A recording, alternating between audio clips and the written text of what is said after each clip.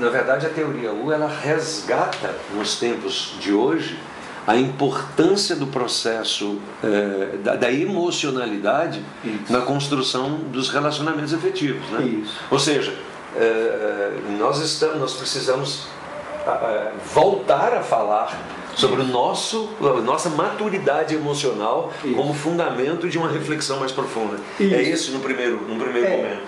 E eu até diria, Homero, o seguinte, que sem perder de vista que o resultado final, né, que aquilo que é observável, mensurável, tátil, né, tatilmente, né, isso que aparece como resultado, ele resulta concretamente da ação humana. O que a gente está fazendo ao resgatar essa dimensão do sentir, da emocionalidade, não é nada mais justo do que compreender o ser humano, o que faz, o que realiza a ação para poder gerar o que precisa ser gerado, é trazê-lo na sua integralidade. Porque aquilo que nós estamos habituados na vida, e as nossas corporações trazem muito isso, é um atuar, na melhor das hipóteses, é um agir a partir de um pensar raso. Sim. E a gente quer associar a esse pensar raso uma emoção de sentir que dá sentido. Não é à toa que o Maturana fala das emoções como uma predisposição para a ação. Então, uma ação que eu realizo a partir de uma emoção de plenitude, de coerência, de estar bem, me sentir bem, essa naturalmente será uma ação muito mais poderosa do que uma ação a partir, por exemplo, da raiva, do rancor, do ressentimento. Esse é um primeiro momento. Um segundo momento na teoria U diz muito respeito às consciências que eu tenho, das coisas que eu quero abandonar, que não me fazem bem, e das coisas que eu quero agregar a mim que fazem bem, pelo menos naquele momento histórico que eu estou vivendo. Existe alguma questão metodologicamente um pouco mais estruturada, né? No sentido de eu ser capaz de ter consciência do que eu preciso abandonar e do que eu preciso deixar vir? Como é que funciona isso? Maravilhosa a sua pergunta, porque ela começa a estruturar esse processo de aprofundamento, né? de descer de reflexão, né? E é interessante porque a primeira coisa que você faz quando detém o pensar superficial e começa a perceber que há uma forma de fazer diferente, você se percebe vendo a maneira como você vê. E ao ver a maneira como você vê as coisas, você começa a perceber, a se dar conta de que tem coisas que já não lhe servem mais. Algumas formas de ver o mundo, que até agora te trouxeram aonde você está, elas já não servem mais. É hora de deixar ir. E esse momento a gente chama exatamente o momento de deixar ir. E a pergunta é, o que é que eu preciso soltar? O que é que eu preciso deixar ir para que outras coisas... O que eu preciso abandonar, né? Isso, para que outras coisas possam vir. Você coloca nessa discussão do deixar ir, né, para o deixar vir, questões de natureza do comportamento humano, da emocionalidade humana, mas também questões da inadequação do conhecimento. Ou seja, e essa é uma dúvida que a gente tem tentado pesquisar aqui na empresa, e você sabe muito bem disso. Ou seja, em que medida aquilo que eu sei hoje, como é que eu posso detectar, né? Em que medida que aquilo que eu sei hoje não me é mais adequado? Porque isso para mim parece que é extremamente perigoso, não obstante o fato de ser maravilhoso, né? Quer dizer, eu ser capaz de dizer, olha, o que eu sei hoje me valeu até agora, mas não vale da agora para frente. Legal. É isso? É isso. Novamente você me faz evocar o Maturana, certo? Porque isso a que nós chamamos de conhecimento, né, que tem muito a ver com um arcabouço conceitual das coisas, das explicações que a gente constrói a respeito da vida, isso está, na verdade, para fazer sentido, a gente tem que contemplar essas explicações científicas ou não, que acompanham o conhecimento, a gente tem que contemplá-las mediante um fenômeno mais básico, mais fenomenológico. E aí nós distinguimos fenômenos e explicações. Então o fato tem fenômenos, por exemplo, terremotos.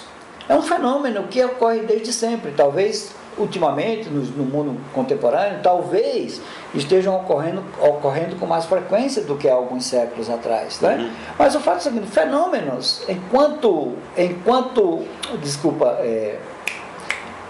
terremotos, né? Enquanto fenômenos físicos, humanos, existem desde sempre. Então o fenômeno é o mesmo, está lá. O que poderá ter mudado desde então? Nas explicações que se davam no século passado, ou há alguns séculos atrás, e as explicações que dão hoje. Sim. O fenômeno continua o mesmo, mas as explicações mudaram. Então, certos conceitos ou certos corpos de conhecimento que naquela época poderiam ser úteis, hoje já não são mais. E daqui a pouco temos o último trecho do bate-papo entre Homero Reis e Gentil Lucena. Aguarde porque tem muita coisa interessante pela frente. E por falar em coisas interessantes, preste atenção no que fala agora Margarita Morales. São 3 minutinhos em que, com certeza, você vai mudar sua perspectiva. Aproveite. Olá! Continuando a falar sobre a teoria U e sobre o coaching ontológico, no modelo de aprendizagem que estamos observando, que estamos trabalhando dentro da Homero Reis, tem a ver com reconhecermos o processo da aprendizagem. Quando somos aprendizes, nos adentramos a um espaço onde vamos olhar para o que há na vida. Então, se uma pessoa está querendo aprender sobre ser proativo ou ter uma melhor tomada de decisão, o que vamos observar para iniciar essa jornada é olhar os fenômenos, olhar como é que está acontecendo esses comportamentos. E observar significa se dar o tempo para ver, se dar o tempo para observar como as coisas acontecem. É uma aprendizagem bem diferente do que costumamos fazer nos tempos de hoje, porque nos tempos de hoje a gente mal passa pelos fenômenos e já começamos a explicá-los, já começamos a dar muitas justificativas.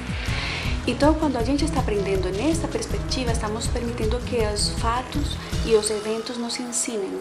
E para isso a gente precisa de um silêncio, de se permitir observar sem julgar. E essa é a entrada do caminho, pelo caminho do U, da teoria U. É um momento de observar o que há, um momento de suspender esses julgamentos, para poder observar com os olhos maiores. Essa é a entrada do caminho U. Então, dentro do coaching ontológico, o que fazemos é separar os eventos das explicações. A gente se dá conta nesse momento que às vezes confundimos o evento com uma explicação, confundimos o fato, o que acontece, o meu comportamento, a minha reação emocional ou a minha dúvida, por exemplo, para tomar uma decisão, e eu confundo com que eu sou insegura, que eu não tenho suficientes informações, que alguém está me ocultando algo, e começo a gerar explicações que vão me impedindo de aprender de uma maneira mais profunda. Na presença do silêncio, na presença da suspensão de julgamentos, na presença de olhar e ver como eu vejo, então acontece um espaço onde abrimos a possibilidade para aprender de outra maneira. Aprender conectado com o que de fato eu quero para esse futuro. Este é o tipo de aprendizado que acontece com o coaching ontológico e com a teoria. Muito obrigada.